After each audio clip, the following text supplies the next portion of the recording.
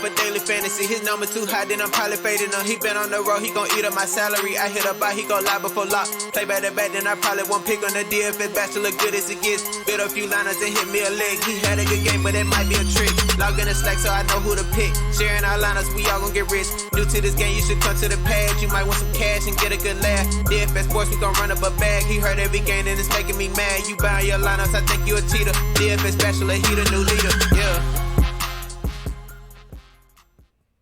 What's up, everyone? Happy Sunday evening. Welcome back to the Bachelor Pad. I, of course, am your host of DFS Bachelor, and we're going to go over our Fanduel and Draftkings NBA playoff slate for Monday, August 24th. Again, it's another 4-game slate as we recycle the same 4 teams every other day. Actually, on Tuesday, it'll be a 2-game slate because of the sweeps by Toronto and Boston today in the Eastern Conference. So tomorrow, it's those same 4 games that we saw on Saturday. Game 5s, which are, Game 4s. Game 4s. Good Lord, I've got a day ahead. So Game 4s tomorrow. We have Miami with a chance to sweep Indiana, Milwaukee, Orlando, Houston, Oklahoma City. And, of course, capping off the day, we have the Lakers and Portland. First things first, a big cheers to you all. Thank you all so much for all your support, all the kind words, leaving comments in the comment section, liking the video. It helps the channel more than you know. I really do appreciate it. A big cheers to you all. If you're new to the channel, welcome to the team. Be sure to hit that subscribe down below, that subscribe button down below. Hit the bell icon, get access to all of our content. Again, you can follow me covering the NFL. I'll be live tomorrow at 1 p.m. Pacific, 4 p.m. Eastern over at Sportsbook Review. You can find them on YouTube and on Twitter at SBR Sports Picks, sportsbookreview.com/NFL. You can find all the content over there as well. Doing some futures odds, breaking down each division one by one. Tomorrow we'll be breaking down the NFC South and talking about where the money should go, team totals, team additions, etc. Just kind of getting you ready for the NFL season. Also, by liking this channel, liking this video, subscribing to the channel, and leaving a comment in the comment section, you qualify for our weekly $25 PayPal giveaway. I announce that winner for every Monday show, which this is technically Monday show, doing it late Sunday night.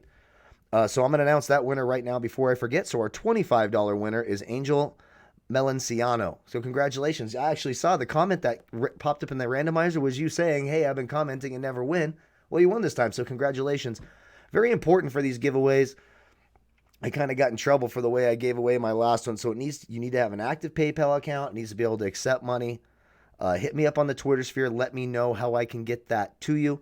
And if you remember last week, we did a special $50 PayPal giveaway for those of you who went over to the new channel, Sportsbook, over at Sportsbook Review, and liked and commented on the video. So that contest ends today, and I'm giving away $50 for that. And the winner of that is Sincere Miller. So congratulations to him, and he deserved it. He was over there in the live chat. He left a ton of comments, did a great job, and we appreciate the support. So, Sincere Miller, hit me up on Twitter for your $50 PayPal. Angel Melanciano, hit me up. I hope I pronounced that right. Hit me up for your $25 PayPal giveaway over on Twitter, and you qualify. Again, we do that every week. So, like the video, subscribe to the channel, comment in the comment section. Also, if you want access to my player pool, tons of great research tools for NBA, NHL, Major League Baseball, using the lineup optimizer, mass lineup generator, late swap optimizer, etc. You can click that link in the video description below. You can try Draft Dashboard for 30 days for $1. Like today, I had to use that late swap optimizer where I downloaded all my lineups from DraftKings and Fanduel, everything that had Kawhi Leonard, because I wanted to get Luka in half of them because he was going to play. And injured players, when they play, now he could have had a bad game. His performance today was absolutely phenomenal. It was fucking awesome to watch. Just incredible. But they're always low owned. And of course, he went off for 84, so that saved my night there. You can get access to this tool as well as my player pool in all those sports by clicking that link in the video description below. You can try Draft Dashboard. 30 days for $1. You can follow me on Twitter at DFS Bachelor for news and updates. Don't forget to check out overlaydfs.com. Having a bunch of fun over there. We're getting a bunch of new users. The contest will grow as that happens and more people can win. It's a lot of fun. Check out overlaydfs.com as well. I've got bad heartburn tonight. I'm sure the beer's not helping. Cheers to you all. So let's get after it. At point guard, we got Dame Lillard, 9.5 on FanDuel, 10.9 on DraftKings. One of the cool features about Draft Dashboard over here, it tells you the percentage of the time the player would have hit 5 times value when priced at that price point. So at 9.5, he's got a 54% chance at hitting 5 times value. He's done that 54% of the time. At 10.9 on DraftKings, he'd only hit 5 times value 37% of the time. He didn't quite get there the last game. We talked about it. Now, it didn't look like the finger affected him at all. He just didn't shoot the ball great. Again, that's how the Lakers are going to have to win. They're going to have to play great defense, hope the threes don't fall for Portland, but Damian Lillard's certainly a tournament play. Chris Paul, for those of you who maybe haven't been around forever, don't get it, when a player that I've played starts to play like shit, like Chris Paul did the first quarter of the last game, he's like -1 point, I will always go and use my reverse jinx powers. I'm a very superstitious sports fan, as I'm sure many of you are. And I blast him a little bit on Twitter, say they suck, and boom, he turned it around. They got to overtime, they won the game, put up a 43, 7, 9, and 8 Ks, a tournament play. Decent floor, like he's not going to get you 10, but he can get you 25. 2-1 series, looking to tie it up. Chris Paul needs to do something in the postseason. He's just been, historically not a great postseason player for all the great reputation he has. He does have a 48 and 43 in 2 of the 3 games. He's certainly in play. Malcolm Brogdon went absolutely bonkers. Put up a 64 in 42 minutes. This is do or die for Indiana. Pretty disappointing. But Miami's just red hot, and they're making their threes, and they're deep. And title of the sex tape, there you go. He's 7-6 and 7-5. Just had a 64. The previous 2 games, 38 and 37. Of course, Malcolm Brogdon is in play. Goran Dragic, same scenario. 41 and 2 of the last 3 games at 6-5. I could go there. Bledsoe, I don't mind on DraftKings at 5.9. I don't love it as much on FanDuel. He's just not playing enough minutes. Like, Mike Budenholzer is just... Now, the last game started to sort of get out of hand, but Orlando made it more of a game. It's just that Bledsoe hasn't played more than 27 minutes the whole series. Because Mike Budenholzer insists on playing like 43 guards, like as many minutes as possible. He'll play Wes Matthews and DiVincenzo and George Hill and fucking Pat Connaughton and then Bledsoe and Chris Middleton. It's like, Jesus fucking Lord, just... anyways, he's in play for tournaments. Markelle Fultz had his worst game of the series, and his price went up to 4.7 on DraftKings. Again, he's going to be a low-owned option that if he plays well will help you. I'm just not sure if he can actually get to 50 with the defensive mindset of this team. You need him to hit a bunch of threes. DJ Augustine, his price is going way up. In 2 of the 3 games, he's been over 30. I don't mind the 4.6 price tag on DraftKings. Kendrick Nunn's not playing anymore. I keep getting asked about Kendrick Nunn. He's in the doghouse. He's healthy, but he's not playing anymore. Rajon Rondo has been doubtful for tomorrow with a back now. It's not his hand now, it's his back. So Caruso will continue to see all those minutes. So at 4.1 and 3.7, you could go there. George Hill will see minutes. Aaron Holiday, Austin Rivers. Again, those are GPP dart throws that you could sprinkle in if you're playing multiple lineups. But, of course, they all have their risks. It just depends on your risk tolerance, how many lineups you play them in. Let's go over to shooting guard. So at shooting guard, James Harden, of course, he's in play every slate. No Russell Westbrook still. He can go off for 80 any given night. 52, 53, and 60. Of course, you can play James Harden. Jimmy Butler, 8.5 FanDuel, 8.1 DraftKings, 50 in 2 of the 3 games. He's going to play a ton of minutes. The offense is going to go through him. If it's a close game, they're going to get the ball in his hands even more. You can see in 2 of the 3 games, over 30% usage rate. I like Jimmy Butler. CJ McCollum was a beast for me yesterday, put up a 51. Was kind of what I expected from him in that game, to be honest. He's 7.2 on FanDuel, 7.7 on DraftKings. He's got a 55 and 50% hit percentage at that price. I could go there. SGA, Shai Gilgeous-Alexander, has finally woken up, and he's got big upside at his price, 7K and 7.4. I could do that as well. Chris Middleton finally had a decent game. We talked about that. Played 31 minutes, put up a 36. Again, I think he's too expensive on DraftKings at 8.9. 7.9. He would only hit value at that price 47% of the time. But on FanDuel at 6.6, he's absolutely in play, especially if you fade Giannis. So maybe you think Giannis will be in foul trouble or doesn't have the greatest of games, but Milwaukee wins anyways. If that's sort of the game theory you're playing off of, Chris Middleton makes a ton of sense. Oladipo, I think, is starting to get a bit expensive. We do know he's got the upside. It's a tough defensive matchup. 29-26 the last couple of games. Hasn't necessarily gotten there. Dennis Schroeder is another, you're going to have more safety and more consistency with Victor Oladipo, But Dennis Schroeder coming off the bench, we saw it put up a 46 in 39 minutes. Of course, that went into extra frames. That went into overtime that last game. He's 5'7" Fanduel, don't mind that. 6'2" DraftKings is pushing it. I like Tyler Hero, 5K on Fanduel, 5'5" on DraftKings. I know he's a better value on Fanduel in terms of price, but I do like the more upside because he shoots so many threes. Miami is such a good three-point shooting team, which is why if Miami gets past this first round, which they may do tomorrow, they're definitely getting past. They're not going to lose 4 straight. It's very unlikely. And play Milwaukee in the second round, which it looks like is going to happen. Miami poses a lot of trouble for Milwaukee. Milwaukee, for as great as they are defensively, gives up the most three-pointers in the league per game. So that's going to be a tough series for Milwaukee dealing with Miami, but I like Tyler Hero, great shooter, etc. Terrence Ross, tournament play. Duncan Robinson, I'll probably pass there. Pat Connaughton, no thanks. Gary Trent Jr., I'm over that. DiVincenzo, no. Danny Green's 3-8 and 3-9. It's a DraftKings play only for me. He's going to play the minutes. You just hope he makes his threes. The Lakers desperately need another shooter. I know they've won the last 2 games. They've been gritty, tough defensive games and a lot of energy on the offensive end in the half court. They need one of these guys who's making their threes. He got a 20 in 31 minutes, so there's some tournament upside there. Iguodala will see high 20s. Kentavious Caldwell-Pope, Lugens Dort got a 27 in 36 minutes in that overtime game. He's 3-5 and 4K. Those are just some of those guys you could sprinkle in, some of those cheap plays who will see some minutes. The rest of them just aren't worth playing. So there's a handful of these value guys, and we'll mention them so that you can, if you're making a bunch of lineups, sprinkle them in, or if you're like, hey, I want to take a shot on this guy, if we mention them, they should play unless they get, ejected or late scratched like fucking Porzingis does after, lock.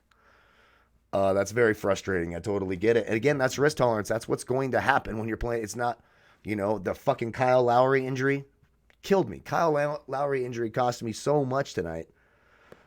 Even though I ended up having a decent night in other stuff. But Kyle Lowry, and you can't predict that. He had 15 points and like 14.9 fantasy points or 15, whatever, in the first 3 minutes of the game. Then bam, ankle injury, and he's done. They go to timeout. He's like, oh, I'm fine. Then he's like, oh shit, I'm not fine. So that happens, and it sucks. It sucks for sure. Giannis, of course. The only problem with Giannis is you worry that they blow him out and he doesn't get this full. LeBron played 34 minutes and was a better value because he's $1,000 cheaper, at least on FanDuel. On DraftKings, they're only $300 apart. So I'll take Giannis. They both have massive upside. They're both in play. It's just the rotations for Budenholzer. He doesn't play his guys as many minutes as Frank Vogel does. TJ Warren, of course, is in play. 46 or above in 2 of the 3, 7-6 and 7-8. Gallinari, 6'3", 6'4". Houston did struggle. I remember they allowed the most fantasy points in the league to small forwards. I like that Gallinari's finally playing in the mid to high 30s in minutes. A 39 and a 31 in 2 of the 3 games. I could go Gallinari. Carmelo Anthony was a moneymaker for us and our listeners yesterday. We talked about it. He'd be lower owned because he played like shit. And he'd have a chip on his shoulder, and he would play better, and he did. He put up a 44. He's still 5'4 and 5'8, so he's a tournament play with a scary floor. Eric Gordon's the same thing. Now, he's been pretty consistent, and he's starting, and he takes a ton of shots. He has a 32% usage rate across this series. Now, he only hits value 31 and 18% of the time, but he hasn't been a starter all year, and he was hurt all year. 5'3 on FanDuel. For sure, I could go there. 6K on DraftKings is really pushing it for Eric Gordon. Evan Fournier, 5K and 5'3. Has not really had a massive game in this series. Had a 27 once. The other 2 games were in the teens. You're just seeing too much of that bald spot. He just looks old out there. Evan Fournier looks old and slow and overmatched. Title of my sex tape. There you go. But I'll have some exposure on FanDuel. I don't love it, but you never know. He could go off, especially if Aaron Gordon still misses. We don't know. He's questionable again. I'll be surprised if he plays, but maybe he does. Maybe they throw Aaron Gordon out there. Highly unlikely he'd be a full go, but I thought that today about Luka, and he went absolutely fucking ballistic. So there you go. Daniel House. Let's get to some value guys under 5K. Daniel House at 4.8 and 5K, of course. Tons of minutes. The upsides there. James Ennis. He's 4-4 on both sides. Look, a bunch of people all pissed off because he got ejected. And he didn't get to value. Some people didn't even know. They were just mad at him. He played 9 minutes. But he'll come out with a chip on his shoulder. He's not getting ejected again. A 33 and a 25 in the first 2 games. Of course, he's in play. Jay Crowder, a 27 and a 28 in the last 2 games for Miami against the Pacers in this series.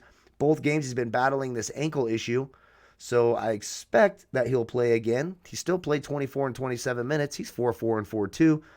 Justin Holiday has been pretty solid for Indiana in terms of a value play. 4-4 and 4-2, a 34 and a 20 in the last 2 games. And I think that is it at small forward. And no one else I would consider. Yeah, that's it. That's it. Let's go to power forwards. AD, of course. I mean, just put up a 67. Nothing less than a 53 in the 3 games. Even blowout game in game 2, he played 29 minutes and put up a 53. Of course, AD is in play. They have no one who can deal with him. He's the most important player on the court for either team. He has got to play well and execute in the half court. You saw it early on when he's not playing well, shooting the ball, scoring, and being efficient. They're behind. When he plays well, they win. That's how the Lakers are going to win. Defense and half court execution, getting the occasional transition opportunity with LeBron off a turnover. And then they need one of these guys. They either need Kuzma or Green or Smith or fucking Caruso, one of them to hit their threes to help out and be a third scorer. Bam Adebayo. Yeah, he's got the upside. 8K and 4.6. He's going to play a ton of minutes. Over 40 in 2 of the 3 games. Aaron Gordon, we just don't know. Robert Covington has been really disappointing. And Jeff Green's been the guy you want. And he's a little bit cheaper. I'm just going to keep riding that Jeff Green train. There's certainly some upside for Covington, but this matchup has not gone well for him. 19, 23, and 20 the first 3 games. He's having some trouble with Gallinari, getting in a little bit of foul trouble, etc. 30, 27, 19, the minutes going down, while Jeff Green, the minutes are going up. Over 30 in all 3 games, in terms of minutes. Over 37 fantasy points in 2 of the 3. I like Jeff Green. Kyle Kuzma is probably a pass for me. Nerlens Noel could be interesting, and he could turn into the most popular value play tomorrow on the slate. Steven Adams left that game, did not return the last game. It's a knee issue. If Steven Adams is out, even though Houston tends to run people out of their big lineups, Nerlens Noel's, athletic enough to get up and down the floor, block some shots. He's 4-5 and 3-7. Even if I actually hope Adams plays and is just a little bit limited, so Nerlens Noel's ownership goes down some, because I do like Noel. Gary Clark, if Aaron Gordon's out, he will continue to start. He'll take threes. He'll get steals. He's going to defend. 4-4 and 4-1. I like Gary Clark over 25 and 2 of the first 3 games, and then that is it. I mean, Kim Birch, he put up a 20, which was weird. Marvin Williams, I saw some people like, oh, our Marvin Williams lineup is dead. Like, why are you fucking playing Marvin Williams? Do not play Marvin Williams tomorrow. So now he's going to go get a 40, but I'm just telling you. Don't play Marvin Williams tomorrow. Let's go to center. Vooch, absolutely. They need Vooch. It was a subpar outing for him. He struggled to get there, and he still got a 32. The first 2 games, a 56 and a 47. I like Vucevic quite a bit. He gives Brook Lopez and that team some problems, especially in the pick and roll. Nurkic is too cheap. Now, he's had back-to-back subpar games, 24 and a 20, and there's no doubt the Lakers are terrific defensively in the interior. You've got 2 defensive players of the year in Dwight Howard and Anthony Davis. You've got LeBron. You've got JaVale McGee, who is an athletic, freakish monster of a shot blocker. He can be very disruptive. But still, you got to like the upside for Nurkic at 7K on Fanduel. I'm not paying the 8.6 on DraftKings. I'll just do the 9.1 for Vooch, or I'll go down to Miles Turner, who's 6'7 and 6'8 and has nothing less than a 30 in this series, is rebounding well. And the reason he's getting a lot of those rebounds, again, when the Pacers are on offense and they run the pick and roll, Bam Adebayo will switch out and cover those guards. So if the Pacers aren't shooting well, you're going to get some defensive rebounds there, or offensive opportunities for offensive rebounds and putbacks, because Adebayo is going to be out there on a guard. That guard's going to try to drive past him. Miles Turner sitting there inside. So it's easier scoring opportunities against smaller players. I do like Miles Turner. Lopez for tournaments. We'll have to see about Steven Adams again, dealing with that knee issue. He left the last game and did not return. I would expect he plays as a pretty tough guy. Don't love the price for him. In terms of value plays, Whiteside, PJ Tucker, they both have upside. Whiteside's been starting at the 4. So I think that's a nice little adjustment. And they need it. They need the rebounding, and they need to sort of, get physical with the Lakers too. And they just don't have the depth anywhere else. You can't keep throwing Wenyen Gabriel and Mario Hazonia and fucking, everyone else. So Whiteside's got to play the minutes. He's going to play 25 minutes or so, and he's got some upside there at 5-1 and 4-8. PJ Tucker, we know he's going to play 35 plus minutes if it's competitive. Now he's only got a 22, 22, and a 19, but he's only 4K and 4-2. So you could consider that. Some other centers like McGee and Howard, if you want to take a shot on one of them, go ahead. I'm not in love with it. If for some reason Jay Crowder is out tomorrow and Iguodala, who's battling some issues, so if one or both of them are for some reason out, and maybe Miami's like, yeah, won't rush him back. Maybe we'll get the sweep anyways. Then Olynyk becomes a whole lot more interesting to me. So that's my early look. Again, we're about 12 hours before tip-off. It's late on a Sunday night. A big cheers to you all. Thank you all so much for your support. Again, if you click that link in the video description below and try Draft Dashboard, 30 days for $1, want all the research numbers and stat numbers that we go over here. You want that for baseball, hockey.